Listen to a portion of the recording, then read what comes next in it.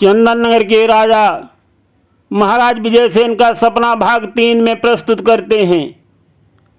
जब कूर सिंह को संत जी के द्वारा चमत्कारिक मिरर मिल गया, तब देखो कूर सिंह कैसा उसका दुरुपयोग करेगा। साथियों, यही कहा गया है, जो अच्छा आदमी होता है वो अच्छा ही सोचता है, किंतु जिसका हृदय अंदर से काला होता है वो हमेशा बुरा ही सोचता है। और अगर किसी भी तपस्या या किसी भी पवित्र वस्तु का दुरुपयोग किया जाता है तो उसका परिणाम हमेशा उल्टा ही होता चला आया है। एक नहीं लाखों उदाहरण ऐसे हैं जहां असुरों ने कितनी बड़ी बड़ी तपस्या किया और फिर कैसा उनका हाल हुआ, ये छिपा नहीं है। उसी तरीके से जो भी पवित्र वस्तु का गलत दुरुपयोग करता है उसका परिणाम उसे ही भुगतना पड़ता है। सत्य परेशान हो सकता है किंतु पराजित नहीं, ये सर्वदा सत्य है। जहाँ एक सेनापति जो है वो मंजिल पाने के लिए दर दर की ठोकरें खा करके बियाबान जंगल में भटक रहा है, तो वहाँ दूसरा सेनापति ऐसा है जो उसे ही मारने के लिए स्वार्थी बनकर अपने पद और कर्तव्य का गला घोटने पर तैयार है। सारी मर्यादा तोड़ने की उसके मन में भावना आ गई है और उसने क्या किया, एक साधु का रूप बनाया और अपने साथ 2 मटके जहर मिला हुआ जल लेकर जहाँ तेज सिंह जा रहा है उसके कुछ दूर आगे जाकर बैठ गया। सोचने लगा कि तेज सिंह यहाँ मुझको देख करके अवश्य आएगा, और जो चाहता था वही हुआ। तेज सिंह यहाँ प्यास से व्याकुल हो रहा था तो उसने देखा कि एक संत जी बैठे हुए हैं, तो उनके पास गया, संत जानकर प्रणाम किया। पहचान नहीं पाया वो कूर सिंह को, तो संत जी बोले कि तेज सिंह। ये सुनकर के तेज सिंह जो है चौंक उठे, सोचने लगे मेरा नाम कैसे जान गया। पूछा कि हे मुनिवर, आप मेरा नाम कैसे जानते हैं। तो छलिया साधु बोला, अरे तुम्हारा मैं नाम ही नहीं जानता हूँ, मैं तो ये भी जानता हूँ तुम किस लिए यहाँ दर दर भटक रहे हो। तुम अपने राजा विजयसेन का सपना साकार करने के लिए अपनी जान की बाजी लगाए हुए हो तेज सिंह। अब सेनापति का जो विश्वास है संत जी के ऊपर और बढ़ गया। हाथ जोड़कर पूछने लगे कि हे महात्मन, आप ये सब कैसे जानते हैं। तो छलिया साधु बोला, अरे संतों और फकीरों से भी कोई बात छुपी रह सकती है। मैंने अपने योग द्वारा सभी कुछ देख लिया है, और तुम जिस मंजिल पर निकले हो वो मंजिल मैं तुम्हें पल भर में दिला दूंगा। ये बात सुनकर सेनापति तेज सिंह बहुत खुश हो गया और बोला कि हे महात्मन, मुझे बहुत तेज प्यास लगी हुई है। तो छलिया साधु ने 2 गिलास जहर भरा शरबत तेज सिंह को पीने के लिए दिया और कहा कि अब तुम आंख मीच लो, 5 मिनट में जहाँ तुम्हारी मंजिल है वहाँ तुम पहुँच जाओगे। और तेज सिंह ने जैसे ही जहर भरा शरबत पिया ऐसे ही बेहोश होकर के गिर पड़ा। कूर सिंह बहुत खुश हुआ, हा हा हा करके हंसा, और उसके बाद उसने मिरर में देखा और पूछा कि महाराज विजयसेन की पुत्री माधुरी इस वक्त कहाँ है। तो मिरर में उसको दिखाई पड़ा वो बगीचे में उदास चुपचाप बैठी हुई है। कूर सिंह ने उसी पे उंगली रख दी, मिरर ने तुरंत उसको बगीचे में पहुंचा दिया। कूर सिंह आ गया माधुरी के पास और बोला, गजब हो गया, गजब हो गया। तेज सिंह जो है वो बियाबान जंगल में मर गया है और मुझे अभी अभी खबर मिली है। क्या तुम भी देखना चाहती हो? अगर देखने की इच्छा है तो तुम भी देख लो, मैं तुमको अभी दिखा देता हूँ, मेरे पास जादुई यंत्र है। ये बात सुनकर के माधुरी जो है वो चौंक उठी, फिर कूर सिंह ने क्या किया, मिरर में दिखा दिया तेज सिंह बेहोश पड़ा हुआ है, तड़प रहा है। ये देख करके माधुरी बहुत दुखी हुई और रोने लगी। कूर सिंह बोला, अब तुम्हारे पास कोई चारा नहीं बचा है। मैंने कहा था ना, वो सच हो गया कि तेज सिंह वापस लौट करके नहीं आएगा। और अब भलाई इसी में है कि तुम चुपचाप मेरे साथ विवाह कर लो, मुझे राज मिल जाए और हम तुम दोनों बहुत ही सुख से अपना जीवन गुजारेंगे। और ये कह करके बार बार माधुरी को छेड़ता है। माधुरी उसको दुत्कार रही है, परंतु कूर सिंह अब निडर हो गया है। वो सोच रहा है कि अब महाराज मेरा क्या कर लेंगे।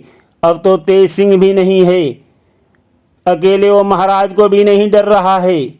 सोच रहा है कि जितनी भी सेना है वो तो सब मेरे ऑर्डर पर चलती है, महाराज मेरा क्या कर सकते हैं। बिल्कुल निडर है। और उधर क्या होता है, तेज सिंह जब बहुत गाफिल हो जाता है तब वो बांसुरी बजा देता है। और जैसे ही बांसुरी बजाता है, वो जो बांसुरी वाली जादूगरनी सुंदरी जो थी वो तुरंत वहाँ उपस्थित हो जाती है और देखती है सारा हाल, तो तुरंत जहर उतारती है। उसके बाद पानी पिलाती है और तेज सिंह जो है वो उठ करके बैठ जाता है और कहता है कि अरे मैं तो सो गया था, इतनी मुझे घोर निद्रा कैसे आ गई। तब बांसुरी वाली बताती है सुंदरी कि तुमको निद्रा नहीं आई थी, तुमको संत के भेष में कोई कूर सिंह नामक व्यक्ति ने जहर दिया था और मैंने तुम्हारा जहर उतारा है, तब तुमको होश आया है। तब सेनापति तेज सिंह पूछने लगा, कूर सिंह दुष्ट इस समय कहाँ पर है, जरा ध्यान करके देखो। तब बांसुरी वाली बताती है कि कूर सिंह इस समय चंदन नगर में है, वहाँ महाराज की बेटी माधुरी को छेड़ रहा है, परंतु वो किसी तरह मान नहीं रही है, वो बार बार उसके पीछे पड़ा हुआ है। ये सुनकर तेज सिंह जो है कुछ उदास हो जाता है। तब सुंदरी पूछती है, कहो क्या हुआ। तब तेज सिंह कहता है कि माधुरी जो है तुमसे भी ज़्यादा मुझको प्यार करती है और उसी को दुष्ट छेड़ रहा है और फैसला बहुत दूर का है, नहीं तो मैं उसकी आबरू बचा लेता। ये सुनकर के बांसुरी वाली बोली कि फैसला तो सच में बहुत दूर का है, परंतु अगर तुम वहाँ जाना चाहते हो तो मेरे पास जादुई यंत्र है, उससे आँख झपकते ही वहाँ पहुँच सकते हैं। तो तेज सिंह बोला कि चलो फिर चलिए। ये सुनकर के जो विश्व सुंदरी है उसने उड़न खटोला को याद किया और उड़न खटोला आया, दोनों लोग सवार हुए और जैसे ही आँख मींचा और आँख खोला तो वो भी वहाँ बगीचे में उपस्थित हो गए।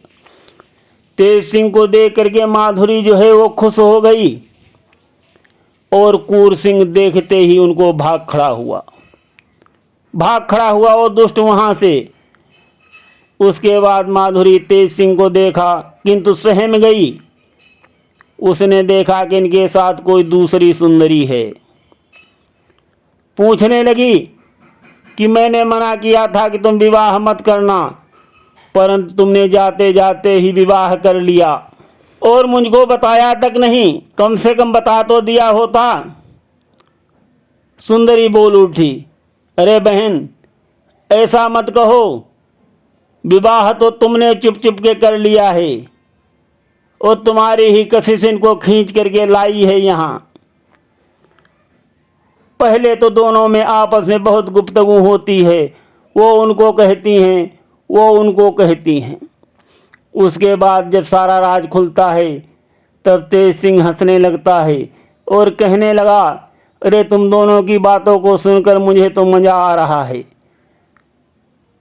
फिर जब सारी घटना सुनी माधुरी ने तब दोनों आपस में गले मिल गईं। उसके बाद तेज सिंह जो है बोला कि मुझे अपनी मंजिल पर जाना है। तो फिर दोनों जहाँ थे वहीं आ गए। और फिर तेज सिंह ने क्या किया, बांसुरी वाले को अपने स्थान पर रोक दिया और खुद घोड़े पर सवार होकर के मंजिल के लिए निकल लिया और वो रत्ना नगरी में पहुंच गया जहां चांदी का पेड़ था। परंतु तेज सिंह को जो है बहुत नींद सता रही थी, तो उसने सोचा कि लाओ पहले थोड़ा सो लिया जाए और उसके बाद जो है अब तो मंजिल नज़दीक आ गई है और इसी नगरी में चांदी का पेड़ है, तो मैं लेकर के सुबह जो है चला जाऊंगा। तो उसको नींद आ गई, सो गया तेज सिंह। और इधर कूर सिंह अब सोच रहा है कि मैं राजा का सपना साकार कर दूं, तब तो राजा अपनी बेटी का विवाह मेरे साथ कर ही देगा। तो उसने मिरर में देखा कि चांदी का पेड़ कहाँ लगा हुआ है।